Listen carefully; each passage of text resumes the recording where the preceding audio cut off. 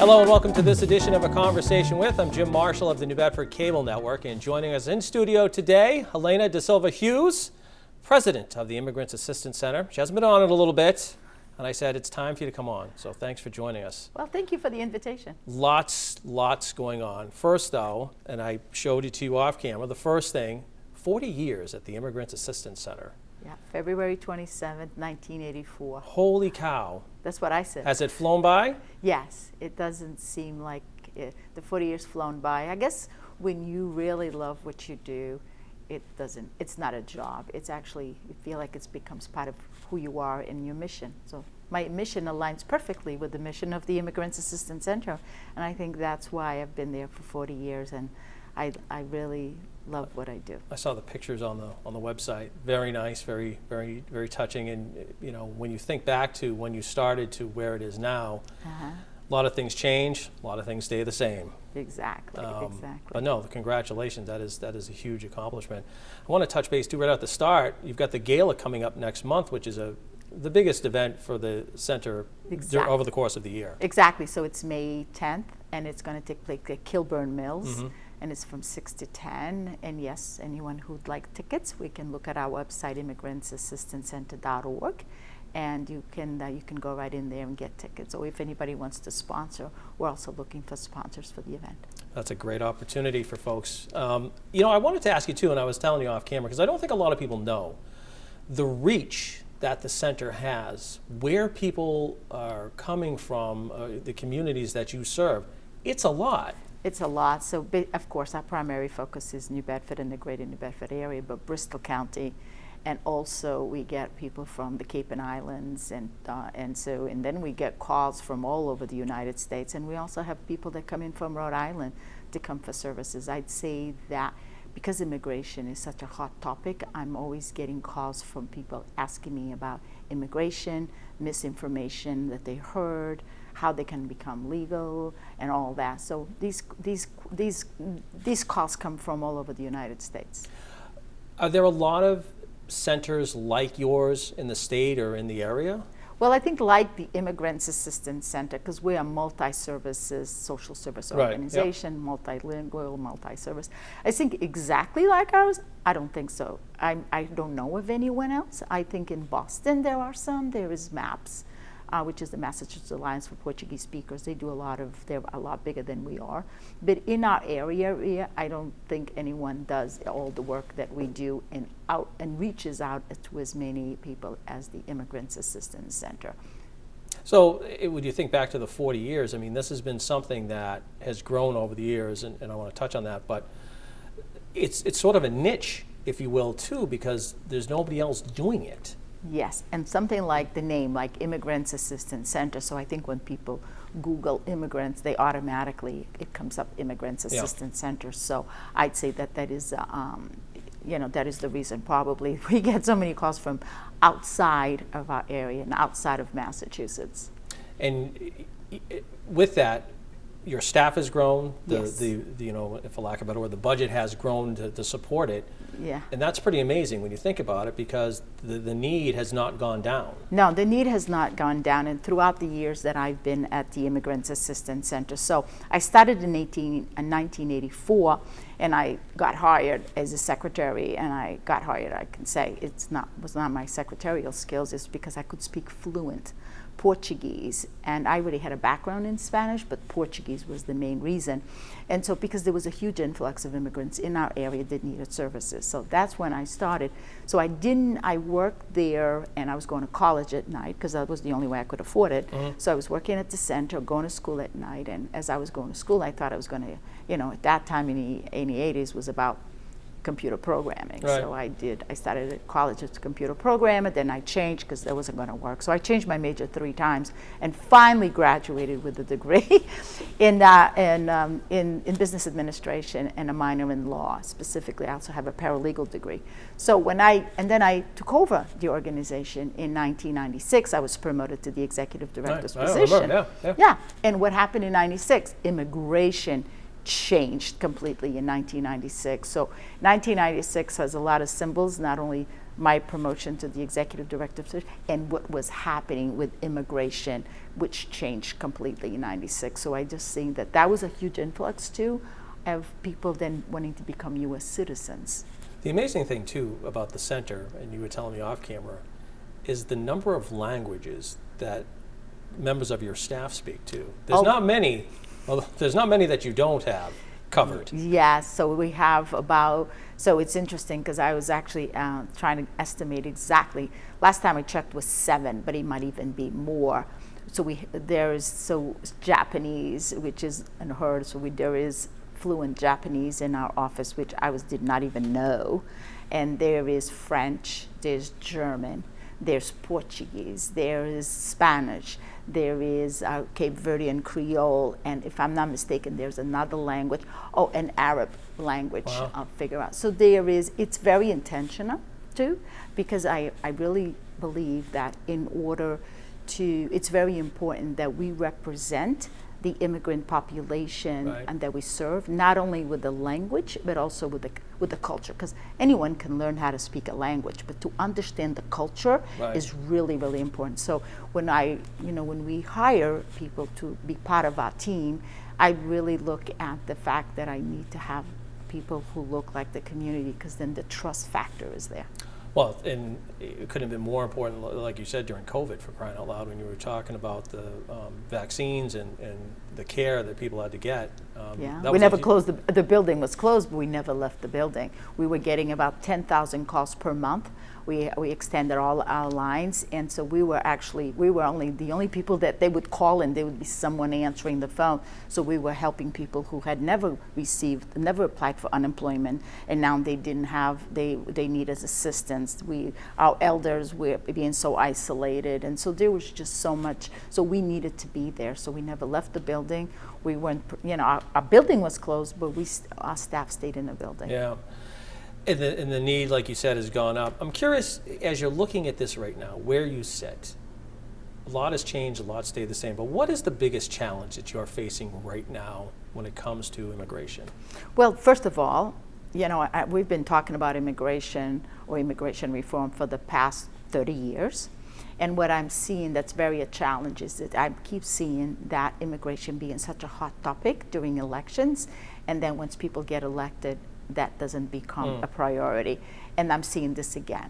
I'm hoping, there's always the hope that there will be some kind of immigration reform bill, but it doesn't look like it's going to happen anytime soon. This country is so divided, both Republicans and Democrats. If you're not talking to each other and you're not negotiating, then what are we going to do? And that is what I'm finding very frustrating, is the fact that nothing is happening because no one's talking to each other. Is your biggest challenge perception too? Perception. Because you were talking, people see just a sliver of what's going on. And they don't understand. And they don't, right. They see what they watch on TV, right? Correct. But then they're saying, people will say to me, we're looking at everybody just coming through the border and what is happening there. And what people don't understand is, so then everybody is looking at immigrants with those lenses, right? So within this migrant crisis, there are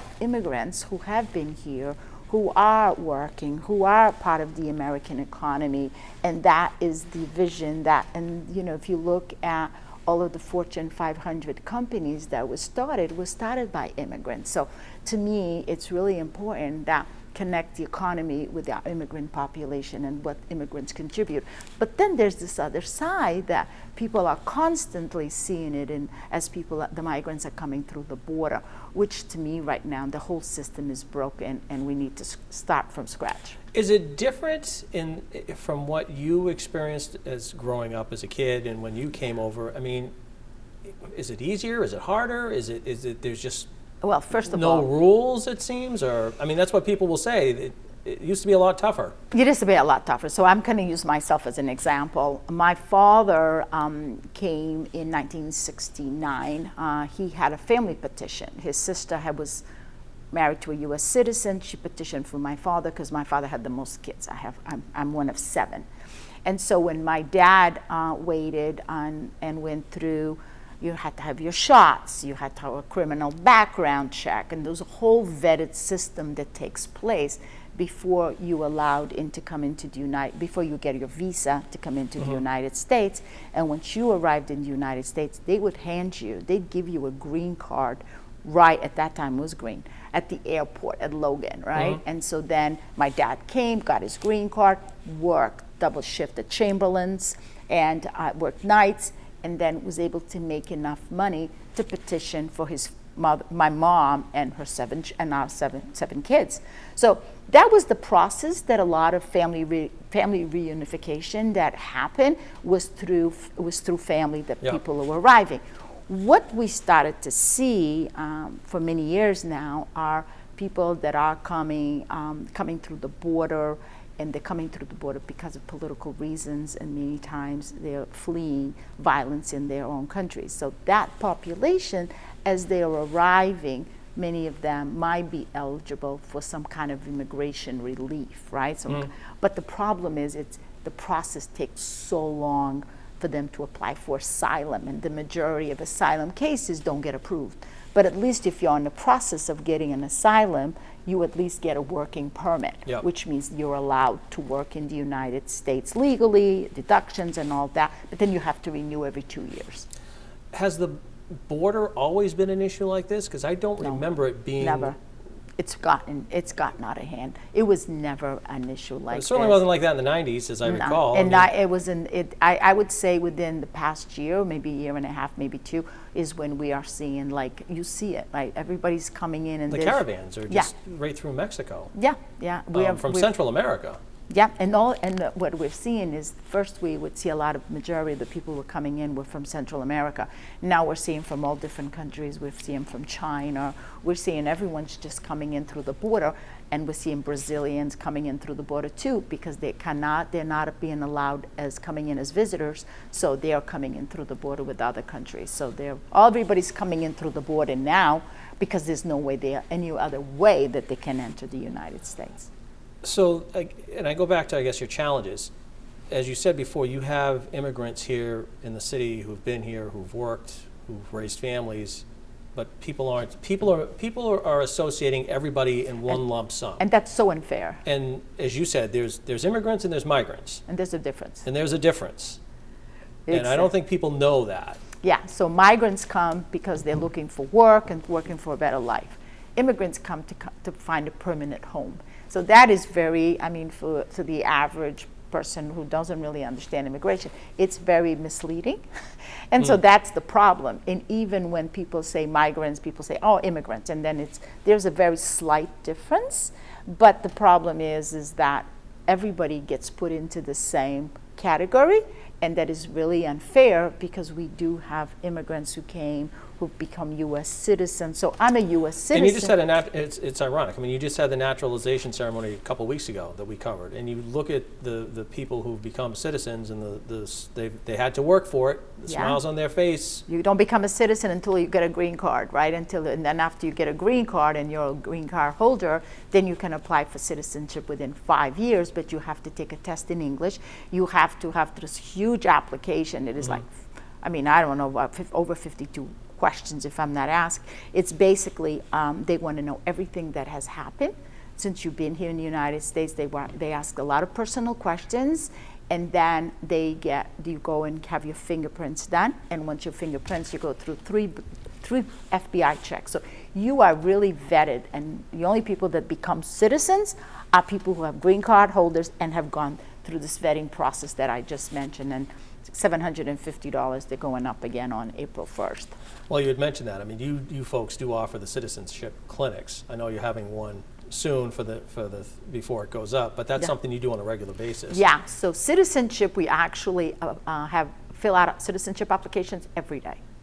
Every day. The issue becomes, we know that there are people that work and cannot have access to the center, but can work, but Saturdays they will. So we're intentionally having a citizenship clinic on a Saturday from 9 to 1, so people who work during the day will be able to have access to come to the center, and at the same time, we're trying to get people to apply for citizenship before the fee goes up.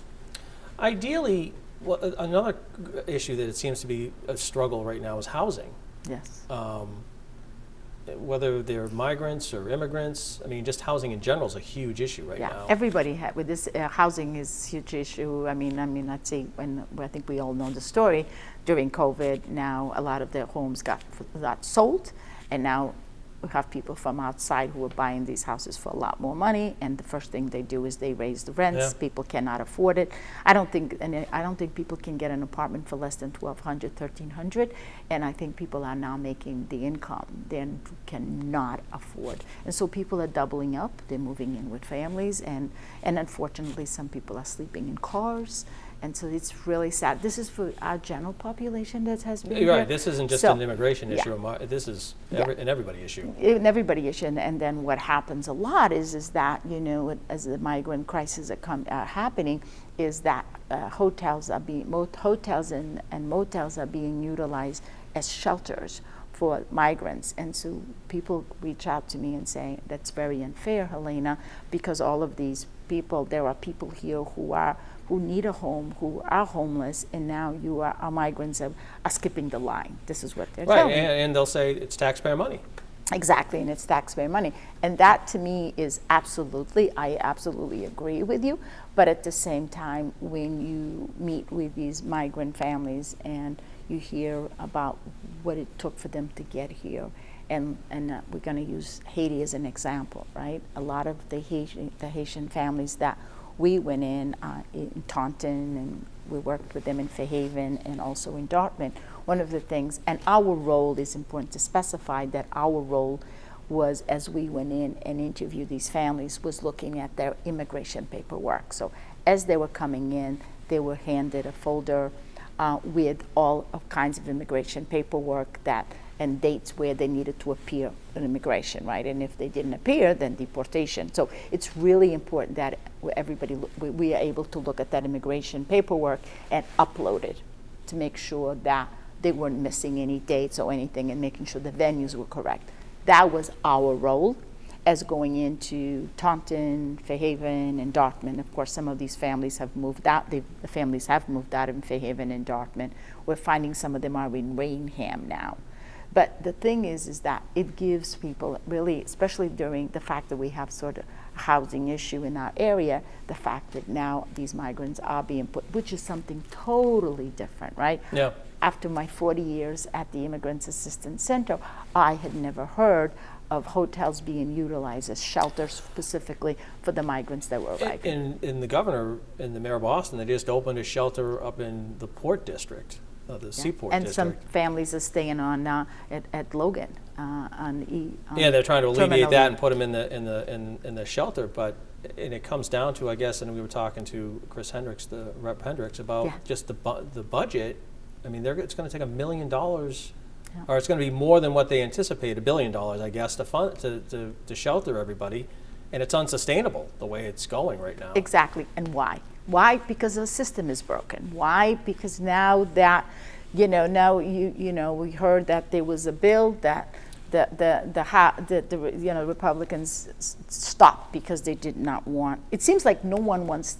It seems like everybody talks about it, but no one wants to do anything about it, and that's to me is very frustration. I'm very frustrated because I've been doing this for so many years, and for the past 30 years, an immigration reform bill is what we need, and we need to fix it, because right now it just needs to start from scratch. And you see it. I think immigration has gotten worse, and we are seeing, and now everybody's seeing everything that's happening through the border, and that's very disheartening, but at the same time it's very, very confusing. The interesting thing too, and the sad thing in the same thing, is that this isn't just in the United States. Everywhere. Europe is seeing an immigration crisis right now too. Yeah. I mean, immigration is not just a United States issue, and I know that people say, well, it's our tax dollars, we only care about us, that's fine. But this is something that's going on in England, France, Portugal. Spain, Portugal. Yeah. It's everywhere right now, and nobody seems to have an answer anywhere, really. No, nobody seems to have an answer, but it's like, everybody, when I say, well, this is happening all over the world, people always want to bring it back. Well, this is, we're here and we're dealing with this issue, and this is in our backyard and we need to fix it. And I think immigration is probably one of the number one issues right now during elections. And so I'm hoping that but we cannot keep this at the speed that we are right now, because we'll go bankrupt. Yeah, and that's the thing. And the federal government has not stepped in to do anything about it, right? So each state. Well, they want the border should be closed. Yeah. Plain and simple, the border should be closed. But I don't know if that's realistic either. Yeah, I don't know how realistic. I mean, how do you just say, okay, that? nobody comes in? Yeah. Okay. But how do you do that? The Senate bill that was negotiated between the Republicans and Democrats, did you see it? Was that something that, I don't know if you liked it or not liked it, but was it okay? I mean, it seemed to have enough people that liked it. I thought it was something. And that's, I think, what most people, it was the toughest. It was the toughest. But there was something. Yeah. And there was something, and I feel like we need to do something now, not wait now until elections, right? I think we need to do something now, and it was going to make a dent. And yes, not everybody liked it, but at least there was consensus. And then it didn't pass; it got rejected. So I just find that this is just. Meanwhile, it's getting worse, and so I just say that we don't have until the elections to fix this. This is something that needs to be fixed, so it should have been fixed already.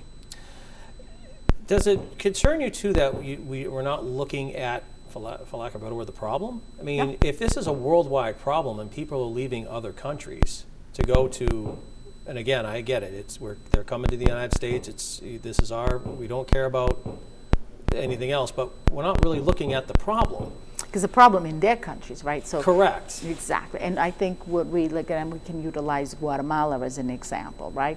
We need to help their government fix their country, right? Because people immigrate because they're leaving because they can't find work, and they're coming to fleeing many times violence that's happening in their country. And so it's like, I feel that as the United States has been such a powerful country, that we should help them there, because if we help them there, then they wouldn't be coming here. And I think that's what needs to be done. Do you find that immigrants who came to this country, like your father and whatever, are there people that are dismayed that there were other people trying to skirt the issue? It's like, we worked, Yes. we did what we had to do. Oh yeah, all the time. And so it's not even just the people who've been here, but it's the immigrants who came here whenever years ago, and their kids who had to go through the whole process. Yeah. And it's like, why are they getting in? Yeah, and exactly. And what even within this migrant crisis, what I hear all the time is there's this population that have no status, who've been waiting for a permit, right, for years to get a permit to work legally in the U.S.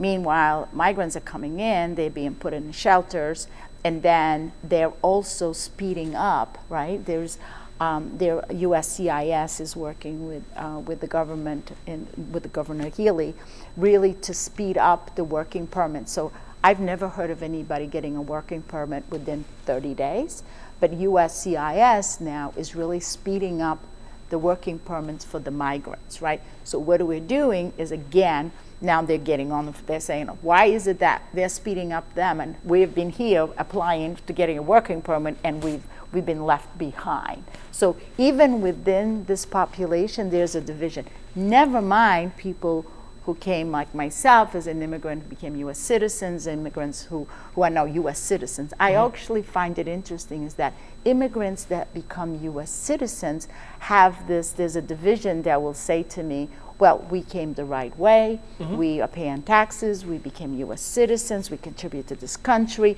and why is it everybody's just coming in and now it's a free-for-all? I hear that all the time, and it's just like, sometimes every case is different. So it's sitting down, and we do this a lot, right?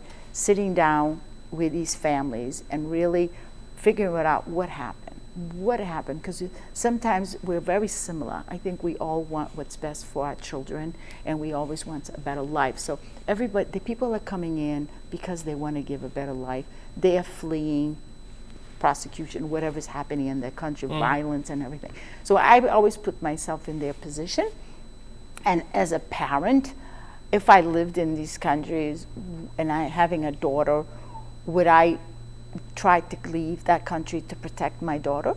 Yes, absolutely. So I think sometimes we have to step out of our comfort zone and really looking at each case. And we're very similar. And so really listening and hearing the journey and what happened. And it's, you have to kind of listen sometimes. And sometimes people are just so upset of getting mad because look at the system. I agree the system is broken. I agree something needs to be done as soon as possible. But this is something I know we've been talking for the last 30 years. And now I don't really see anything happening until the elections. If that at all, because you still have to, the one thing is you need both sides to Agree. And it doesn't seem like anybody's it does seem like they came to an agreement, but then that just got away. put back. Yeah. That went away. For people who have questions, obviously, who need to get in touch with somebody at the office, why don't you just give them some of the information? The website, by the way, is great, as I told you before. It's a lot of information on there. Yeah, so the website is immigrantsassistancecenter.org. So our office is open Monday, Tuesday, Wednesday, and Thursday from 8 until 5. And on Fridays, we're open from 8 until 12. And we also have classes, ESOL classes on Wednesdays and Fridays from 5 to 7. Anyone wants to look, want to get in touch with the Immigrants Assistance Center, it's 508-996-8113, and we are located at 58 Crapo Street on the second floor. A lot of stuff going on, that's for sure. Yeah, a lot of stuff going on. Have fun at the gala. Thank you, I appreciate that. You're going to dress up in a nice gown, ball, like so. Cinderella? I think so. That's going to do it for this edition of A Conversation With. I'm Jim Marshall of the New Bedford Cable Network. Thanks for watching, and we'll talk to you again soon.